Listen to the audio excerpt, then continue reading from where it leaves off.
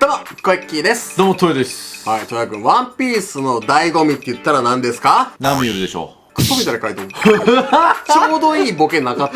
まあ、さておきですね、今日は最初に言っときます。めちゃくちゃ長くなります。いっぱい珍しく出てますもんね。そう、今回めちゃくちゃ調べてきたんですよ。コエッキーさんが？で僕もそうだし、スタッフ総出で調べた。おお。どこのサイトとかにも載ってなかったんで、自分たちで結構調べたんだけど、ほう。タイトルから言うわ。はい。伏線から回収まで時間がかかったものランキング。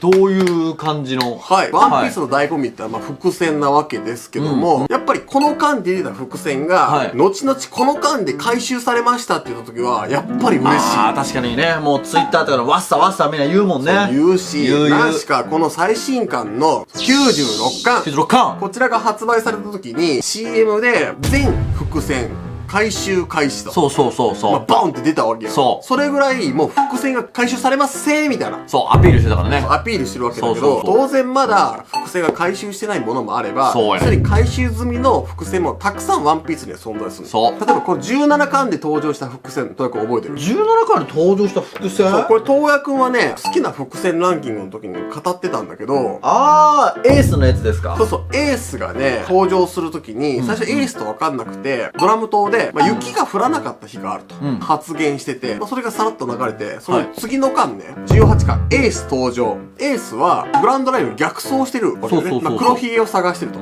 でそこで、エースってメラメラの実の能力だから、その日雪が降らなかったってことが発覚したり。そうやね。つまり、この17巻で伏線が張られてから、回収が1巻先の18巻で終わったと。おお。その話数にしたら、4話なんだって。おお、まあ一瞬ですね。そう、一瞬でまあ解決した。これが短い伏線開始と伏線回収のパターン。例えば僕なんか、イーストブルー編のシロップ村で、クラハドール、羊のね、こうやってメガネが好きで、こうやってメガネを上げてるんだよね。それだったらこうとかやんか。こうとか。いいんだよ、もうそんなお笑いとか。いいっすか。まあ、こう上げてたのは、そもそもクラハドールの正体は海賊で、キャプテンクロって言われてて、それが長い猫の爪みたいな刃物がついてるから、これで自分を引っかからないようにこうやって上げてるっていうことがまあ伏線だったわけだけど、それなんか3巻の24話でこういうシーンが初登場して、4巻の33話でキャプテンクロだったということが発覚してますね。だから9話となります。じゃあ今回は、短めに解決した伏線は置いといて、伏線開始まで300話以上離れてる、忘れちゃってるみたいなね。なるほど。伏線をまとめたんで、ランキング形式にしました。300話って相当っすよ。だってね、最近完結した鬼滅が200話ちょっとなんで、鬼滅1回終わる分以上の回収してないですよね。そう思ったらすごいよ。いや、とんでもないっすよ。しかも、今回は28位から発表します。結構ありますね。そう、当然、小屋ちゃん調べ、僕らスタッフ調べなんで、漏れあると思う。ごめんね、ほんま漏れあると思うわ。でも、それは僕らが調べても28個あったんで、300話以上離れてるやつが。すごいよね。鬼滅分以上のやつが28個あるって。やばいっすね。じゃあ早速、本編に入っていくんだけど、先ほども言ったようにめちゃくちゃ長くなるんで、ジュースとね、お菓子を用意して、作業用 BGM ぐらいの気持ちで今日は聞いてください。みんなファンマに行こう。28位。エースのビブルカードです。エース、なるほどね。はい、こちら18巻の159話で初登場。で、回収が50巻の489話。僕の好きな伏線ランキングでも発表したんだけども、エースがメリー号に乗り込んで、ルフィにこの紙切れを渡すわけね。それが何なのか分かってないわけ。でもこれがいつで俺とお前をまた引き合わせるみたいなこと言ってたんだけど、それはビブルカードっていうアイテムなことが50巻、つまりスリラーバーク編で発覚するんだよね。これでね、330話空いてます。やばっ。いきなり28位の時点で330話やから、ね。しかも回収そうか、スリラーバークの時だったんですね。ローラの下りの時ですね。そう。じゃあ27位ね。これ同じくスリラーバーク。ローラのビブルカード。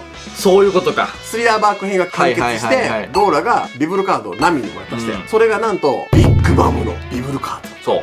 ローラ船長のママはすごい海賊なのよと言ってたんで、大体ね、察しのいい人は七部会かな、四校かな、当時も考察してて、まさかそれビッグマムとはね。そうやね。第26位。ラブーンと約束を交わした海賊。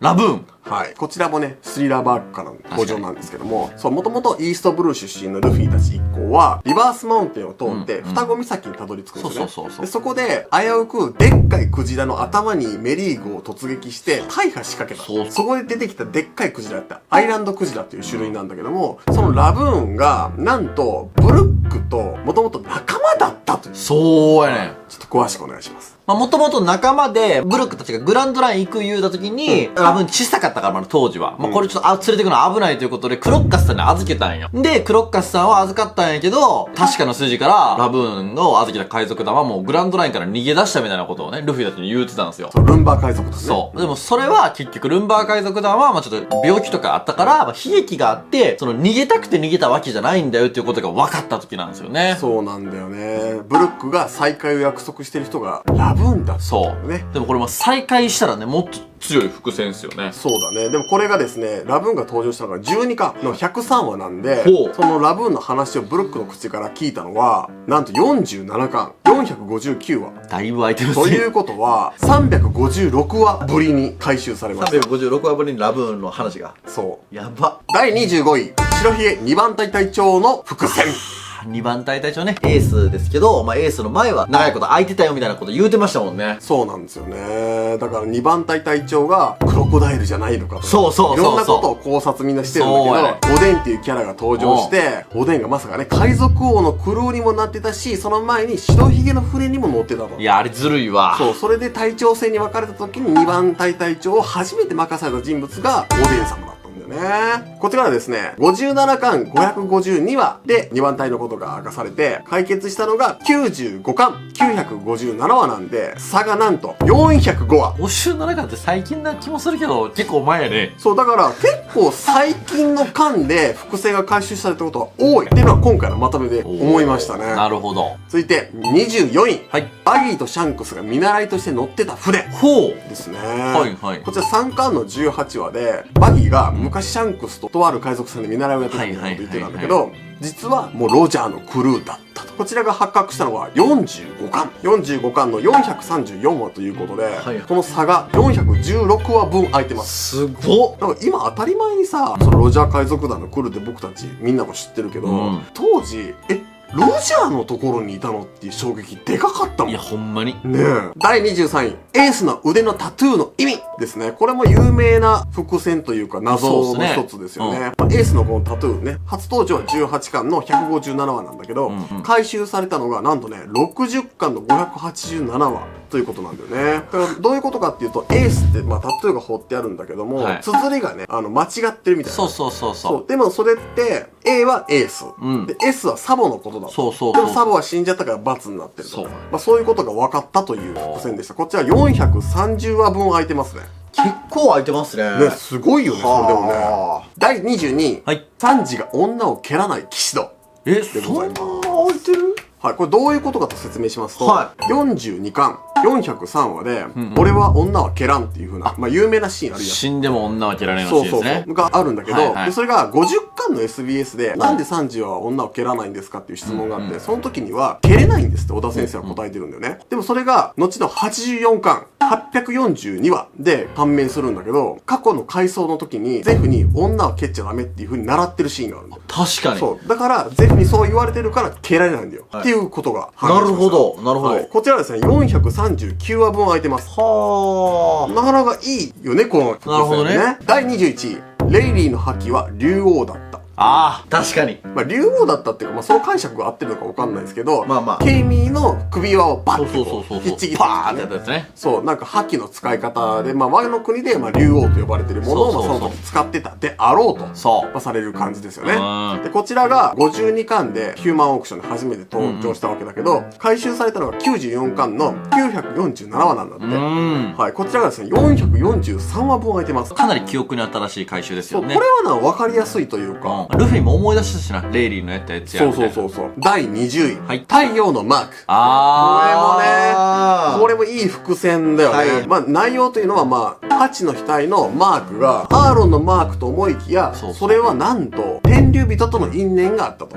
ハンコックの湯あみシーンでも出てきたんだけど、奴隷のマーク、天×竜のひずめっていうマークなんだけど、それを隠すように太陽の、こうやってね、ポンって。そうそう、夜勤をね、押すんだけども、それがまあそういう意味があったと。そうなのよ。だから太陽のようにみたいなね。これが最初に出てきたのが8巻で、で、結局解決したのが53巻になるんですって。ああ、まあそうですよね。そう。だから452話。空いてることになります。そろそろ500台が見えてきますね。次、19いきますよ。はい。クイゴスの木片。これか。ちょっとマニアックなところ。そうですね。ちょっとニッチなところなんですけど、皆さん覚えてますか？この木を。これ覚えてますよ。はい。逆から読むとすごく浮く。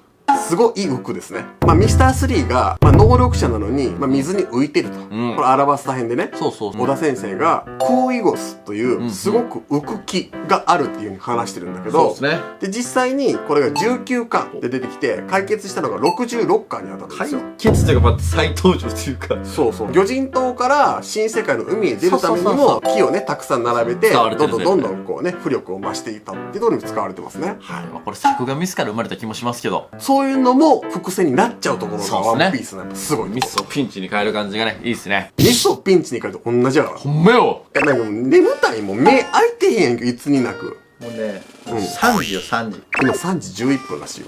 人は寝る時間よ。第18位。グランドラインが楽園と言われてる理由。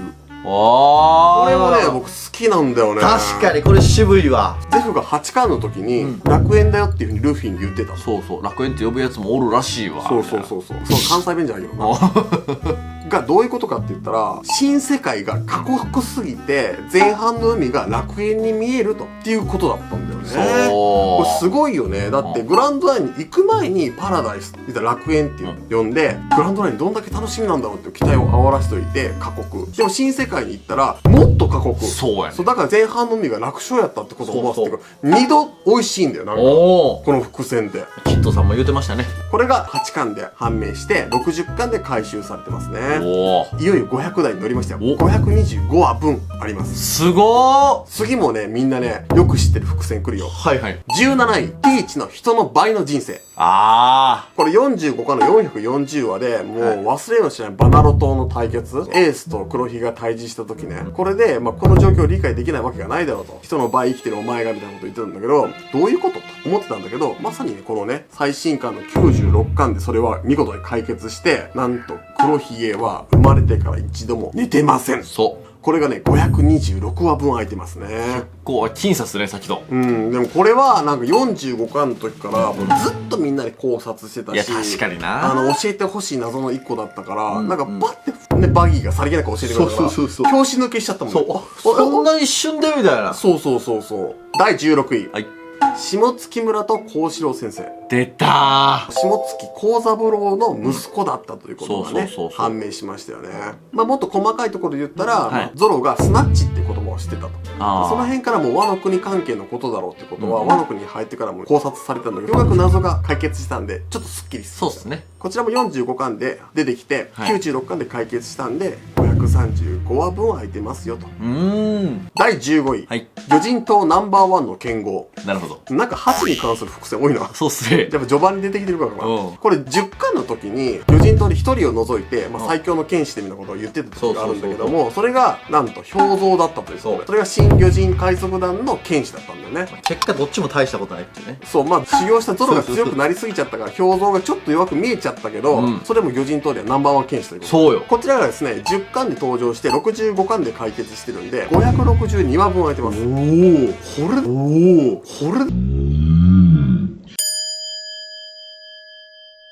これでもすごいよね。普通の漫画だったら500話ぐらいの間に終わるからね。いや、終わるよ。第14位。覇王色の覇気。出たー。1話のシャンクスですよね。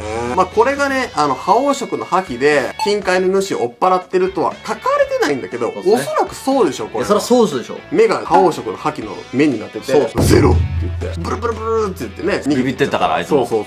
これがまあ1巻の1話に登場してて、覇王色の覇気が出たのが61巻となるんで、596話空いてます。じゃあ次はいよいよ600ですか。次からね、600話分いきますよ。すごいよね。悪魔の実の覚醒。開いてましたっけ？こちらね、初めて出たのが20巻。アラバスタ編のクロコダイルさんって結構物知りなんでいろんなことを教えてくれてるんですよ。確かに。そう。悪魔の実も使い方と訓練次第でいくらでも強い戦闘手段になると。言うとったわ。クロコダイルが言ってる。能力研ぎ澄ましとんのかみたいな。そう、これは多分覚醒のことを言ってるのか。確かに。実際にインペルダウン編でもクロコダイルは極卒獣に対してあいつらは覚醒したゾーン系の能力者だとも言ってるんで、やたらちょっと能力系に詳しいんだと。確かに。これが初めて言ったのが20巻で、はいはいはい。で、解決したのが78巻なんで、607話分空いてるんだよ。やばっ。78巻をご存知、ドレスローザ編になるんだけど、はいはいドフラミンゴはね、覚醒っていうものがあるってことをわざわざ教えてくれる。言うてましたね。そうやって考えると、607話分だと。すごいよね。12、デビーバックファイトで出てきた海賊蜂の巣。海賊島ね。そう、海賊島ね。ロングリングロングランド編の醍醐味って言ったら、デビーバックファイト、フォクシーたちの対決じゃないですか。そうよ。あれで、試合をして負けたらクルーを取られちゃう。そうそうそう。そういうゲームをやったんだけど、それが海賊島というところが発祥だっていう、ロビンが教えてくれてるんだけど、その海賊島がどこなのかとか、伝説の島なのかって僕たちはその時は分からないわけ。でも物語が進んでいくにつれて、黒ひげが4校になって、そのアジトが蜂の巣っていうんだけど、それが海賊島っていうんだよね。あれはちょっとテンション上がりましたね。はい。だからロングリングロングランド編が33巻に当たるんだけど、で、それが解決したのが92巻。619話離れてますね。めっちゃ空いてるわ。すごいよね。11、バルトロメはルフィの処刑を見ていた。こちらの画像をご覧ください。これルフィが処刑されるシーンで観客の中にバルトロメオ、ちょっとね無理やり読ますんだけどベルのところがね。で、バルトロメオだったと、人物が。そうなると11巻の99話でこの物語はあって、72巻でバルトロメオがそれを見ていたって語ってるシーンがあるんで、621話分空いてます。かなりっすね。これもかなりよね。いよいよトップ10いきますよ、ここから。ついに第10位、ミルクーリのモーダがルルシア王国にいた。いきなりマニアックなに来ましたね。もうさらっと流してもいいと思うんだけど、この辺、詳しいよね、モーダさんについて。エースの黒ひげを追いかけている扉絵シリーズに出てきた、牛乳売りの少女モーダみたいなのがいるんですよ。モーダが、コブコブ飲みの時に、革命軍のベルベットイが出てきた時に、おったよ、みたいな。そう、モヒゲに襲われたんやけどね。そうそうそうそう。はい、こちらはですね、30巻でその扉絵に出てきたんだよね。はい。それが本編の方で90巻で出てきてるんで、624話空いてます。第9位、和の国と竜。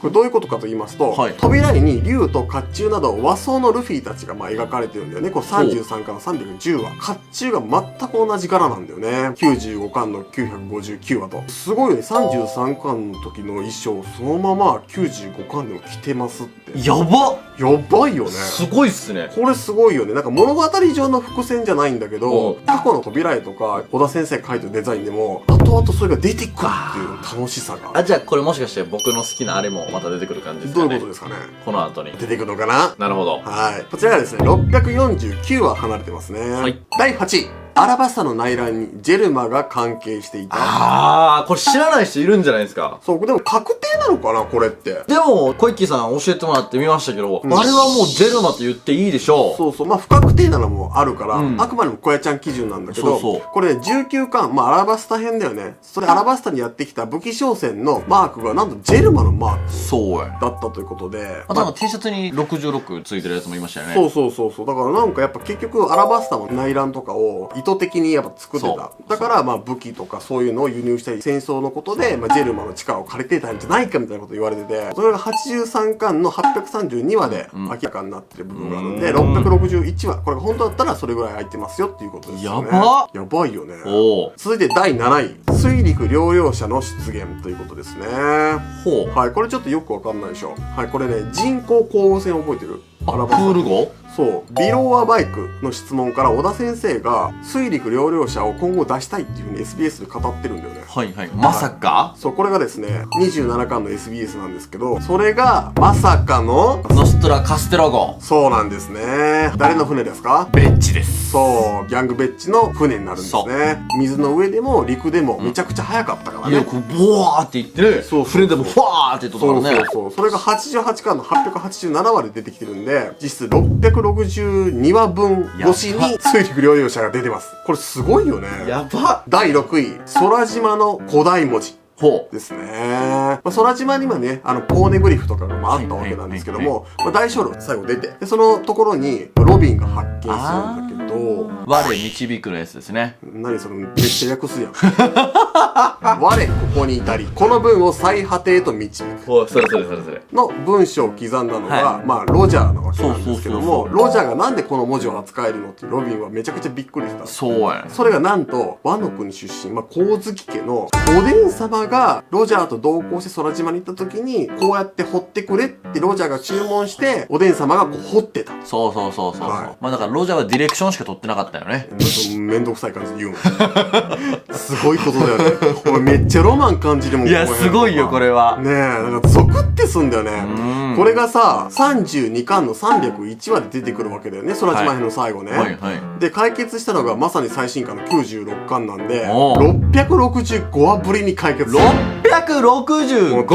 もうたまらんわ、ほんま。すごいね。今からトップ5やるんだけど、はいトップ5でさらにだよ。まだ666以上でしょ。そう。みんなわかる？この時点で。やばいっすね。ねえ。第5位。ミスター・プリンスの謎。待ってました。これでしょ、言いたかったやつ。そう。はい、これ説明してもらっていいですか？まあ、これはですね、まあ、アラバスタの前にリトルガーデン行ったじゃないですか。はいリトルガーデンでサンジが、クロコダイルからかけてデンデムシ出たんですよ。本来ミスター3が出なあかんやつを。出たら、クロコダイルがかけてきましたと。はいミスター3に、お前、大将倒したんかみたいなこと言われて、こちらはミスタープリンスだみたいなことを言ったんですね。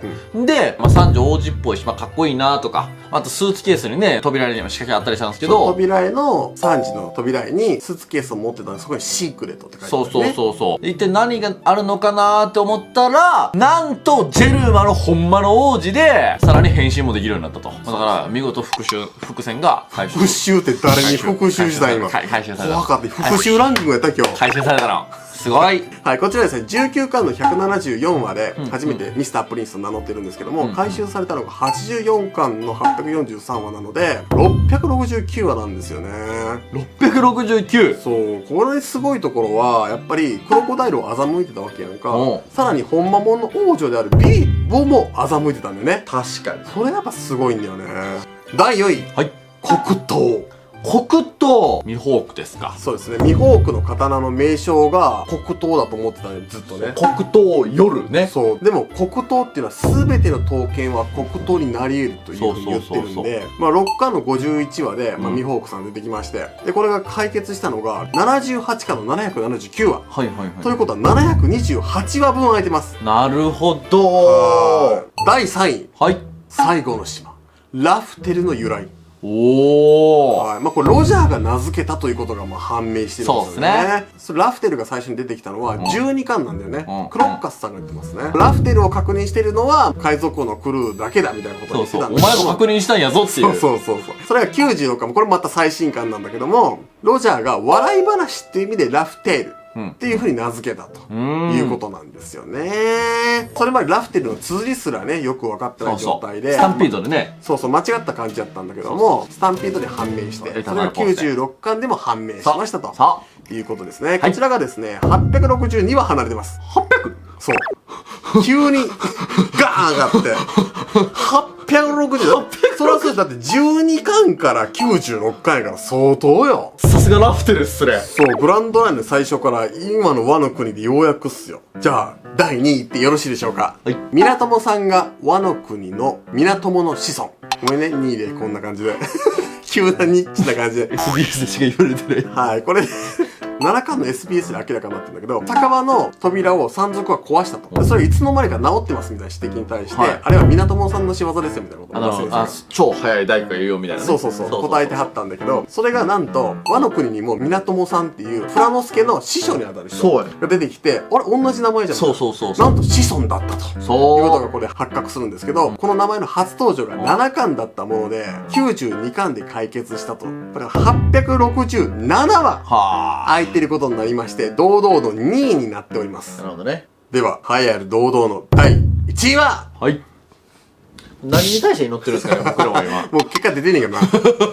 ワノ国とゾロの関係でーす。それ、回収されました？もう回収というか、もうこれはそういうことだろうという匂わせがあるんですよ。これですね、一巻、皆さん手元にある人は取ってみてほしいんですけど、これの5話。5話でですね、幸四郎の道場の、練習してる姿が出るんですよ。あ、過去編ですね。そう、クイナとゾロがね、対決してるようなね。で、そこで、幸四郎のここにも、ゾロのここにも、刀がクロスしたマークが、確かに二刀流でこういう感じの。あるんですけど、こちらがですね、なんと、この29巻。29巻？そう、29巻の扉絵でも書かれてるんですよ。そう、265話、海賊ロビン VS 新兵長山のところで、雨に打たれてカッパ着てるゾロがあって、そのゾロのカッパのここの部分にも同じマークが書かれてるんですよ。そう、だからこれって別に伏線が貼られて回収したわけじゃないんですけど、ゾロって言ったらこのマークなのかなとか。はいはい、確かに。幸四郎の道場のマークはこれやから、このカッパにもこのマークがついてるんだぐらいにしかこの時は思ってなかったんですが、なんと、こちら、93巻。はい、93巻でですね、こちらも過去編なんですけども、下月安家っていうすごい大名が出てくるんですよ。で、そこで、故に我々は鉄壁の軍隊でなければならぬっていうことで、うおーって言ってるその部下たちがいるんだよね。さすがワノ国最強の侍たちと。その、うおーって言ってるやつの、こことここに同じマーク書かれてるんよね。すごいでしょ。下月。そう、だから、もしかしたら幸四郎先生って下月の家系なのかなみたいなことが、推測されてたわけ。で、その後に SBS で、幸三郎っていうワノ国の人間が昔イーストブルーに行って、その息子が幸四郎先生だったってことが発覚するわけ。そのマークによる伏線の回収ということで、1巻の5話から93巻942話なので、その間がなんと937話離れております。937話、何それ何それってワンピースです。やば、頭おかしいっすね。だって1巻で貼られた伏線が93巻で回収できるって、この間にどんだけの作品が始まって終わってるわけ、ジャンプでは。いや、そりゃ恋するワンピースで96巻やってワンピースの正体は分からんってネタにされるわ。何一つ分かってないんですよ。あと僕たちが気づいてない伏線もきっとあるだろうし、まだ1巻や2巻や3巻イーストブルー編で出た謎が解決できないものたくさんあるんで、確かに1年後にはこのランキングがガラッと変わってるはずなんだよ。確かに。だってもっと関数がいって回収されるわけだから、もっと上位なものが増えてくるわけ。場合によっては1000話ぶりに回収されましたみたいなのが出てくるわけよ。ギネス申請しよう。いや、マジで。はい、今日は長い動画でしたけど、いかがでしたでしょうか？作業用 BGM として楽しんでいただきましたでしょうか？面白かった。面白いよね。僕たち本当伏線とか好きで、伏線とかね、考察の回をたくさん出すんだけど、一挙にこうやって見ると、いかにワンピースっていうのが長くみんなに愛されて、人気がある作品かっていうのがわかるんじゃないですか。いや、すごいわ。これからも僕たち分かった伏線とか、どんどんね、楽しくおかしくこうやって紹介していきますので、今日の動画が楽しかったよ、面白かったよ、一生懸命喋って偉いねっていう方は、高評価。はい、第2弾が見たい方は、チャンネル登録をしてくださいませ。これは高評価いくら以上で第2弾でしょうか？3000以上でお願いします。3000 以上いったら、またランキングある程度更新したタイミングでやらせていただきます。みんなちょっと気合い入れないと3000はいかないんでね。ぜひ高評価よろしくお願いします。みんな、チャンネル登録と友達にも紹介しといてよ。